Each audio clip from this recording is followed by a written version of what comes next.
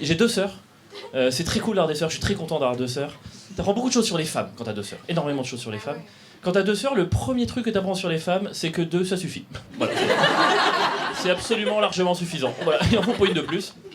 Mais je les aime bien, j'apprends beaucoup de choses avec elles. J'apprends beaucoup de choses avec ma petite sœur notamment. Parce que ma petite sœur, elle est très engagée dans les sujets sociaux, le féminisme, toutes ces questions. Elle me parle beaucoup de tous ces sujets-là. Et chaque fois qu'elle m'en parle, moi j'ai toujours le même réflexe qui est d'acquiescer. J'acquiesce énormément. J'ai compris récemment que fermer ma gueule était la meilleure contribution que je pouvais espérer apporter à nos conversations. Pas de problème, je le fais avec plaisir, c'est mon tour. Mais parfois je regrette. Et je regrette de ne pas être plus courageux, de ne pas dire ce que je pense vraiment. Et par exemple, sur le sujet du harcèlement. Parce que ça va bien se passer, vous inquiétez pas, je sais pas. Non mais par exemple, ma petite sœur elle travaille dans des bars le soir, donc elle rentre tard, et quand elle rentre, elle se fait très souvent emmerder la nuit, donc c'est hyper relou. Donc quand elle m'en parle, elle est très intense, c'est normal. Elle me raconte, elle me dit mais tu te rends compte, je rentre chez moi le soir, j'ai peur, être une femme en 2023, c'est ça, t'as peur. Chaque soir quand tu rentres chez toi, moi du coup j'acquiesce, je lui dis mais ouais mais quelle horreur, je lui vais m'imaginer.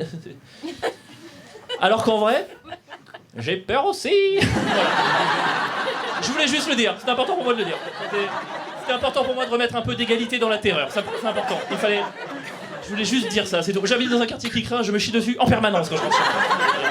Je suis terrifié chaque soir de ma vie, vraiment. J'ai pas besoin qu'on me siffle pour partir en courant.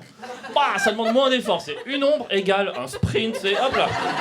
Équation résolue. S'il y a un monsieur qui marche parallèlement à moi dans un rayon de 15 mètres, je suis persuadé qu'il veut que je le suce. Je sais pas pourquoi. Je sais pas d'où ça sort, mais à ce moment-là, dans ma tête, il n'y a pas d'autre solution.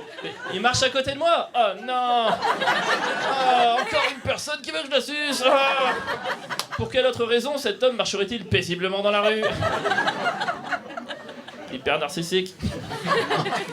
Je peux pas raconter ça à ma sœur, c'est pas possible. Je peux pas lui raconter que je refuse de sucer des mecs imaginaires, elle va rien comprendre, la pauvre.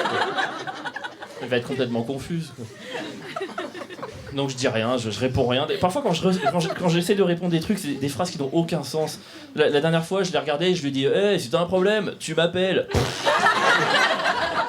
What? Mais j'espère qu'elle m'appellera jamais. M'appeler, mais pourquoi faire? M'appeler pourquoi faire? Pour qu'on ait peur ensemble? Ça sert à rien, c'est inutile. Hein. Moi je lui ai dit à ma soeur, je lui ai dit si un jour tu as ton agresseur en face de toi et ton portable dans la main, jette ton portable sur la tête de l'agresseur tout simplement. Un Nokia fera plus de dégâts que mes bras, vous l'avez tous compris ici quoi. À un moment donné, défends-toi Serette. Moi j'ai pas passé ma vie à me foutre en mode avion dès que tu sors du taf. Ouais. Ça demande trop de synchro. Alors, c'est juste une fois dans sa vie, elle pouvait faire passer mon sommeil avant la sécurité. Égoïste.